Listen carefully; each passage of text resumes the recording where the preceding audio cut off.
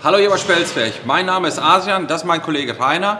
Wir möchten euch heute zeigen die verschiedenen Befestigungsmöglichkeiten des GEOS-Gehäuses. Zum einen haben wir im Innenbereich eine 3-Punkt-Befestigung oder wahlweise auch eine 4-Punkt-Befestigung. Des Weiteren gibt es außerhalb des Dichtbereichs eine 4-Punkt-Befestigung. Diese Befestigungsvariante würden wir auch für eine Installation im Außenbereich empfehlen. Im Zubehör bei uns erhältlich sind außerdem Außenbefestigungslaschen in 2 verschiedenen Höhen. Diese Laschen werden in den Eckbereichen montiert. Im Folgenden werden wir euch jetzt die einzelnen Befestigungsmöglichkeiten noch mal näher erläutern.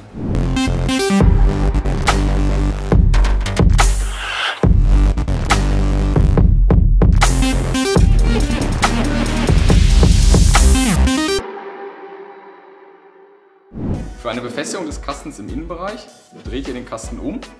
Hier könnt ihr wählen zwischen einer 4-Punkt-Befestigung und der 3-Punkt-Befestigung. Wir werden euch jetzt einmal die 3-Punkt-Befestigung zeigen.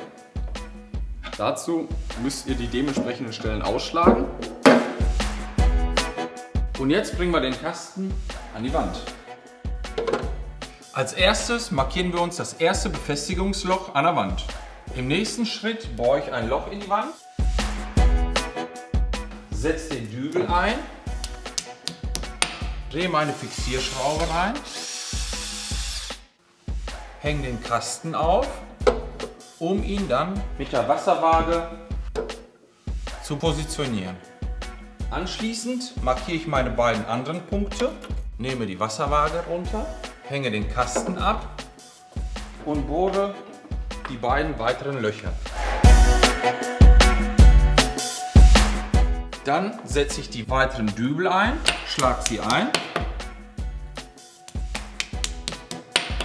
hänge den Kasten wieder auf,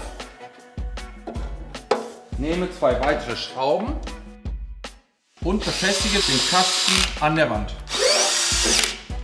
Zum Schluss verdecke ich die Schrauben mit den beiliegenden Stopfen.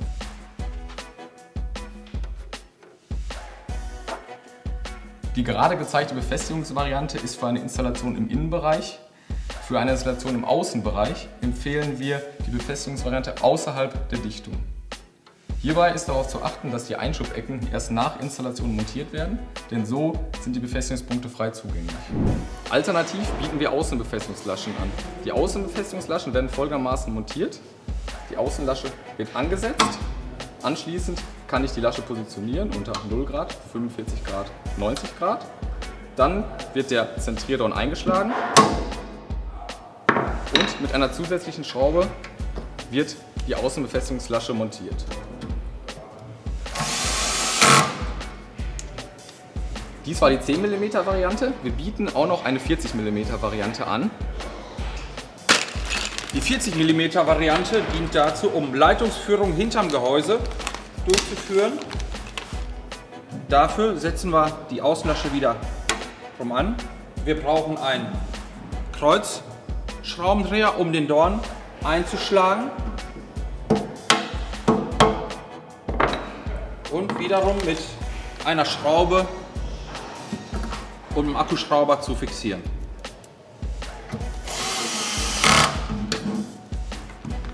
Für weitere Informationen besucht spelsberg.de. Danke fürs Zuschauen und bis zum nächsten Mal.